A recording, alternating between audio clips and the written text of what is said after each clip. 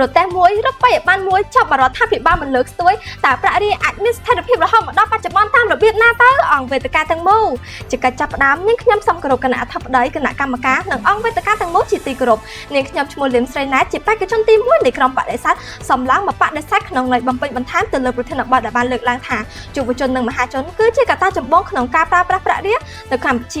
ាដើម្បីជាត្រីវិស័យចង្អុលបង្ហាញទៅនៅអត្ថន័យប្រធានខាងលើនាងខ្ញុំនឹងធ្វើការបញ្យល់ន័យនៃពាក្យកន្លឹះមួយចំនួនជាមុនសិនគឺពាក្យថាយុវជនបានន័យថាជាបរិសុទ្ធឬស្ត្រីសញ្ជាតិខ្មែរដែលមានអាយុចាប់ពី15ដល់30ឆ្នាំនៅលាវឬរៀបការហើយនេះបើយោងទៅតាមគោលនយោបាយជាតិស្តីពីការអភិវឌ្ឍយុវជននៅកម្ពុជាចំណែកឯពាក្យថាមហាជនបានន័យថាជនជាច្រើនឬក៏ប្រជាជននេះបើយោងទៅតាមវចនានុក្រមខ្មែររបស់សម្ដេចព្រះសង្ឃរាជជួនណាតរីឯពាក្យថាប្រាក់រៀលបានន័យថាគឺជារូបិយប័ណ្ណជាតិផ្លូវការរបស់ប្រជាណាចក្រកម្ពុជាដែលបានចេញផ្សាយដោយធនាគារជាតិនៃកម្ពុជានេះបើយោងទៅតាមច្បាប់ស្តីពីការរៀបចំនិងប្រព្រឹត្តទៅនៃធនាគារជាតិនៃកម្ពុជាខណៈនេះដែរក្រុមបដិសេធយើងខ្ញុំសម្ព័ន្ធនាំនៅតលហិកោរងមកមហេមានចំនួន3គឺតលហិកោទី1រដ្ឋាភិបាលគឺជាប្រភពផ្ដើមនៃការបង្កើតប្រាក់រៀលតលហិកោទី2រដ្ឋាភិបាលគឺជាអ្នកធានាបាននូវគុណភាពស្ថិរភាពនិងរក្សាតម្លៃប្រាក់រៀលខ្មែរតលហិកោទី3រដ្ឋាភិបាលគឺជាកម្លាំងស្នូលក្នុងការជំរុញការប្រើប្រាស់ប្រាក់រៀលនៅកម្ពុជា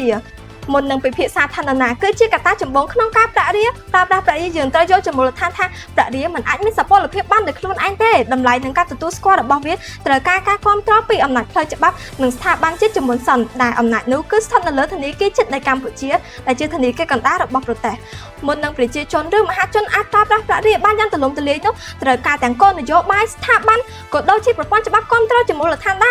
រមានន័យថារដ្ឋាភិបាលគឺជាអ្នកបង្កើតបរិយាកាសនិងហេដ្ឋារចនាសម្ព័ន្ធដែលធ្វើឲ្យប្រាក់រៀលអាចមានស្ថិរភាពនិងទទួលស្គាល់បានទូទាំងប្រទេសជាការពិតណាស់ប្រាក់រៀលគឺជាសរសៃឈាមនៃសេដ្ឋកិច្ចជាតិនោះរដ្ឋាភិបាលគឺជាបេះដូងដែលបងវាឲ្យហូបបានយ៉ាងទូលំទូលាយទូទាំងប្រទេសអ្នកប្រើប្រាស់អាចធ្វើឲ្យប្រាក់មានចលនាប៉ុន្តែរដ្ឋាភិបាលគឺជាអ្នកបង្កើតអំណាចនិងសុពលភាពឲ្យប្រាក់ហើយបើយោងទៅតាមច្បាប់ស្តីពីការរៀបចំនិងប្រព្រឹត្តទៅនៃធនាគារជាតិនៃកម្ពុជាឆ្នាំ1996មាត្រាទី41បានចែងយ៉ាងច្បាស់ថាឯកតារូបិយវត្ថុជាតិរបស់កម្ពុជាគឺជារៀលនេះមិនមែនជាពាក្យលើកទឹកចិត្តទេប៉ុន្តែវាគឺជាការប្រកាសពីអធិបតេយ្យភាពសេដ្ឋកិច្ចជាតិប្រាក់រៀលត្រូវបានគេប្រើប្រាស់មិនមែនព្រោះតែវាមានតម្លៃនោះទេប៉ុន្តែព្រោះតែរដ្ឋធានាបានថាវាគឺជារូបិយវត្ថុស្របច្បាប់ហើយបើយោងទៅតាមច្បាប់ស្តីពីការរៀបចំនិងប្រព្រឹត្តទៅនៃធនាគារជាតិនៃកម្ពុជាដដែលនេះបានបង្ហាញថាវាបានប្រកបអំណាចឲ្យធនាគារជាតិគឺជាស្ថាប័នតែមួយគត់ក្នុងការចេញប្រាក់ហើយនឹងគ្រប់គ្រងគោលនយោបាយរូបិយវត្ថុរដ្ឋាភិបាលបានកំណត់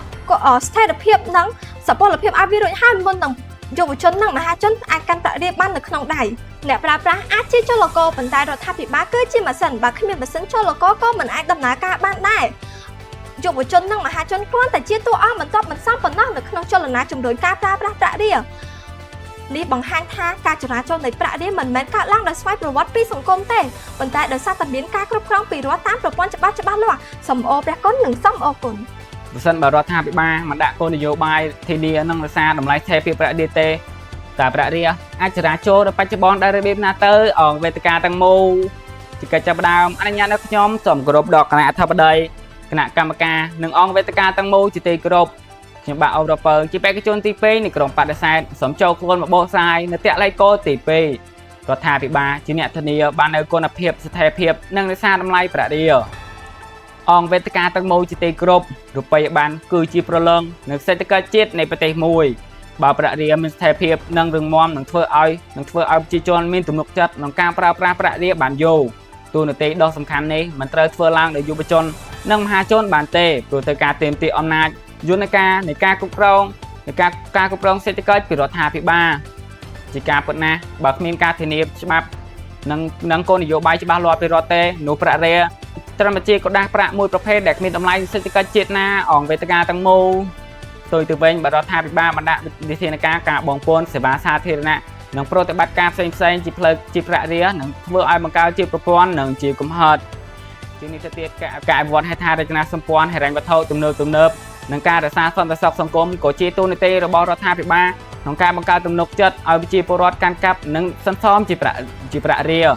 ជាក់ស្ដែងនេះបើយោងទៅតាមក្រសួងព័ត៌មានដែលបានចេញផ្សាយកាលពីថ្ងៃទី16ខែតុលាឆ្នាំ2024ដែលបានដាក់គោលនយោបាយធនាគារជាតិកម្ពុជាស្ដីពីស្ថិរភាពប្រាក់រៀល នឹងបង្ហាញពីសុខភាពល្អនៃសេដ្ឋកិច្ចកម្ពុជានិងការអភិវឌ្ឍដ៏រឹងមាំដែលធ្វើឲ្យប្រជាជននិងវិនិយោគិនមានជំនឿទុកចិត្តលើប្រាក់រៀលនិងអនាគតសេដ្ឋកិច្ចនៅកម្ពុជាសរុបសេចក្តីមកក្រុមបដិសេធយើងខ្ញុំនៅតែអះអាងយ៉ាងមុតមន្តថា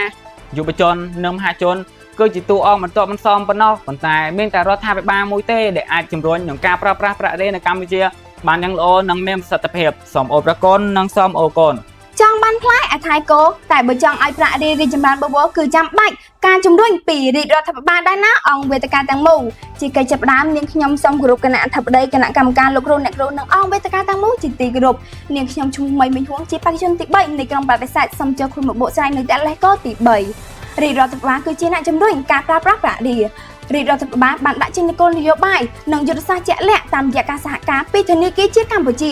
រាជរដ្ឋាភិបាលបានជំរុញឲ្យមានការប្រើប្រាស់ប្រាក់រៀលនៅក្នុងការប្រតិបត្តិការបើកប្រាក់បៀវត្សមន្ត្រីរាជការនិងការទូទាត់សេវាសាធារណៈលើពីនេះទៀតរាជរដ្ឋាភិបាលក៏បានជំរុញឲ្យមានការអភិវឌ្ឍការទូទាត់តាមប្រព័ន្ធ Digital ដូចជា QR Code និងការទូទាត់តាមប្រព័ន្ធអេឡិចត្រូនិកដែលអនុញ្ញាតឲ្យប្រជាពលរដ្ឋអាចប្រើប្រាស់ប្រាក់រៀលបានកាន់តែងាយស្រួលនិងកាន់តែឆាប់រហ័សជាក់ស្ដែងបើយោងទៅតាមគេហទំព័រ Fresh News បានលើកឡើងថាដោយសារតែមានការជំរុញពីសំណាក់រាជរដ្ឋាភិបាលឲ្យមានការទូទាត់ប្រាក់រៀលតាមប្រព័ន្ធ Digital នេះហើយទើបធនាគារជាតិកម្ពុជាបានដាក់បញ្ចូលនៅ KHQR ដែលអាច scan ទូទាត់ប្រាក់រៀលបាននៅថ្ងៃទី4ខែកក្កដាឆ្នាំ2022បាទកាត់មកដល់ពេលបច្ចុប្បន្ននេះគ្រឹះស្ថានធនាគារនិងគ្រឹះស្ថានហិរញ្ញវត្ថុចំនួន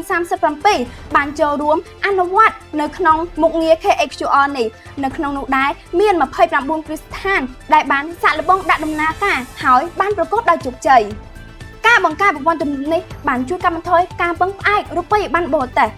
និងជួយលើកកម្ពស់ប្រសិទ្ធភាពប្រតិបត្តិការហិរញ្ញវត្ថុនៅក្នុងស្រុក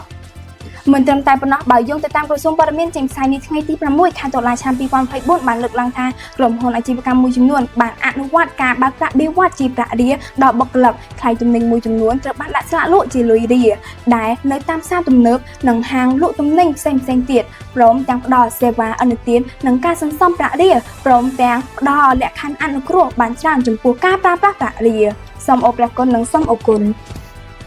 ប្រសិនបើគ្មានរាជរដ្ឋាភិបាលជាអ្នកបង្កើតធានានឹងជំនួយនោះទេតើរូបិយប័ណ្ណជាតិនឹងលេចជារូបរាងយ៉ាងដូចម្ដេចទៅអង្គវេទិកាទាំងមូលជាបឋមនាងខ្ញុំសូមគោរពដល់គណៈអធិបតីគណៈកម្មការនិងអង្គវេទិកាទាំងមូលជាទីគោរពនាងខ្ញុំឈ្មោះសំណាងសុខមៀតដើរតួជាក្រុមបដិសេធសូមចូលខ្លួនមកស្របសេចក្តីនៅតលហិកចំនួន3ក្នុងគោលបំណងបដិសេធយ៉ាងពេញទំហឹងទៅលើប្រធានបទខាងលើអង្គវេទិកាទាំងមូលជាទីគោរពរាជរដ្ឋាភិបាលគឺជាអ្នកដាក់ចេញនូវគោលនយោបាយឲ្យប្រើប្រាស់ប្រាក់រៀលប្រើប្រាស់ទូលំទូលាយទៅបានក៏ដោយសារតែមានការបង្កើតធានានិងជំរុញនូវគោលនយោបាយរបស់រាជរដ្ឋាភិបាលហេតុនេះហើយទើបក្រុមបដិសេធយើងខ្ញុំបានលើកឡើងនៅតលហិកចំនួន3ដូចជាតលហិកទី1រាជរដ្ឋាភិបាលគឺជាប្រភពផ្ដើមនៃការបង្កើតប្រាក់រៀលការរីកចម្រើននៃប្រាក់រៀលមិនមែនកើតឡើងដោយចៃដន្យនោះទេប៉ុន្តែវាកើតឡើងដោយសារតែមានការខិតខំប្រឹងប្រែងស្ថាបនាការគ្រប់គ្រងនិងការរៀបចំប្រព័ន្ធច្បាប់យ៉ាងច្បាស់លាស់របស់រាជរដ្ឋាភិបាលទៅវិញទេទើបធ្វើឲ្យប្រាក់រៀលប្រើប្រាស់បានយ៉ាងទូលំទូលាយតលហិកទី2រាជរដ្ឋាភិបាលគឺជាអ្នកធានាបាននូវគុណភាពស្ថិរភាពនៅក្នុងការរក្សាតម្លៃប្រាក់រៀលតាមរយៈអំណាច